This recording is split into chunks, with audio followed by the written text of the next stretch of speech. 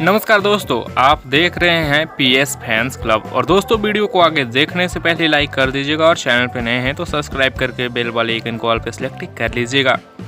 दोस्तों, बता दें कि इस वीडियो में हम बात करने वाले हैं पावर स्टार पवन सिंह जी का काफ़ी ज़बरदस्त और सुपर डुपर हिट गाना लाल घाघरा के बारे में।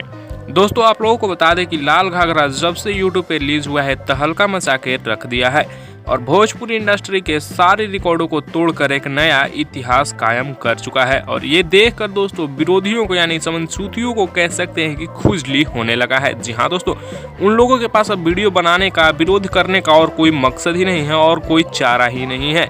और दोस्तों, उन लोग अब बार बार इस गाने से कंपेरिजन कर रहे हैं पानी पानी गाने को, जो कि भोजपुरी भजन बनाया गया था जिसमें बादशाह भी थे।